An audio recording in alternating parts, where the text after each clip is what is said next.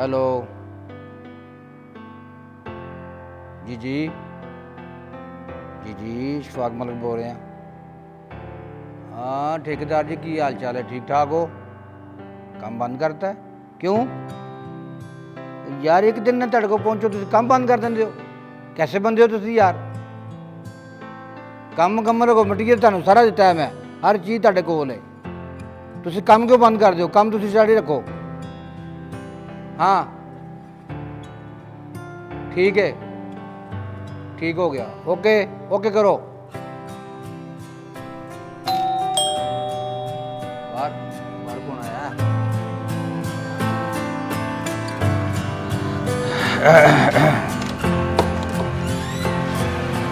कौन? तू कौन है?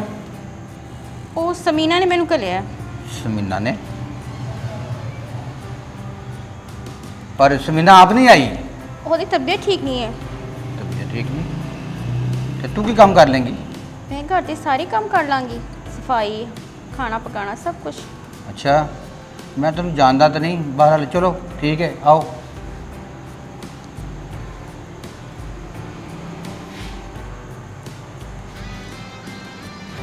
ठीक है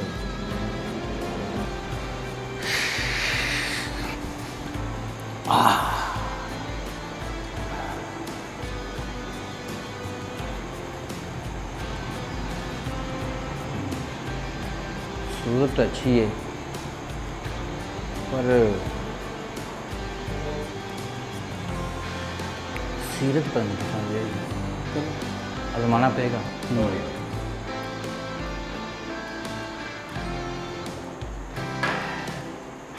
आजमाना पड़ेगा।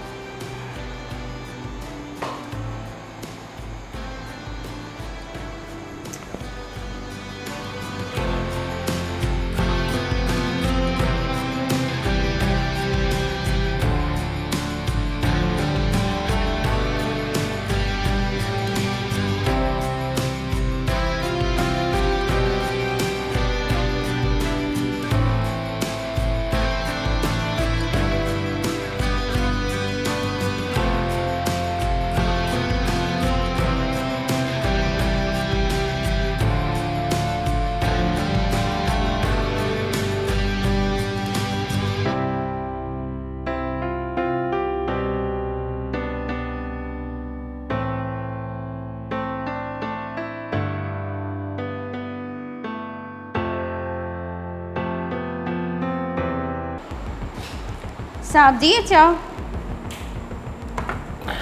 चाह? ਹਾਂਜੀ ਚਾਹ। ਸਮੀਨਾ ਨੇ ਮੈਨੂੰ ਦੱਸਿਆ ਸੀ ਤੁਸੀਂ ਤੇਜ਼ ਪੱਤੀ ਦੀ ਚਾਹ ਪੀਂਦੇ ਹੋ ਤੇ ਮੈਂ ਤੇਜ਼ ਹੀ ਪੱਤੀ ਪਾਈ ਹੈ। अच्छा ਜੀ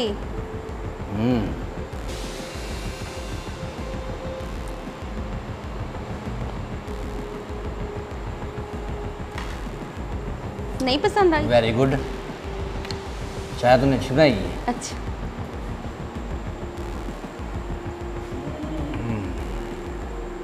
लगता है कुड़ी को कम रहा है।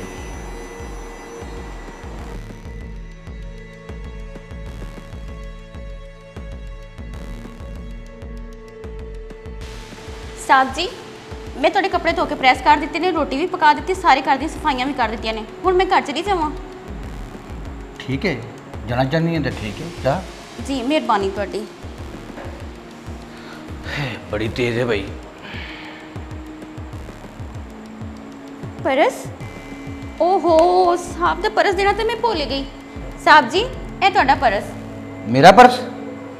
ਤੁਹਾਡੇ ਘਰੋਂ ਡਿੱਗਿਆ ਪਿਆ ਸੀ ਤੇ ਤੁਹਾਡਾ ਹੀ ਹੋਏਗਾ ਨਾ। अच्छा ठहर जाना जो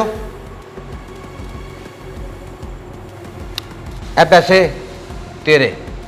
ਨਹੀਂ ਮੈਂ ਪੈਸੇ ਨਹੀਂ ਲੈਣੇ, ਪੈਸੇ ਸਮੀਨਾ ਨੂੰ ਹੀ ਦੇਣਾ ਤੁਸੀਂ। ਮੈਂ ਤੇ ਇੱਕ ਦਿਨ ਵਾਸਤੇ ਉਹਦੀ ਜਗ੍ਹਾ ਤੇ ਕੰਮ ਕਰਨ ਆਈ ਸਾਂ। समीना ने पैसे ले जाने, ए तेरे पैसे ने, तेरी ईमानदारी का इनाम।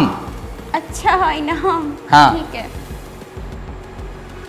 वाह भाई वाह, हाले भी इस दुनिया के उत्ते अच्छे लोग मौजूद हैं।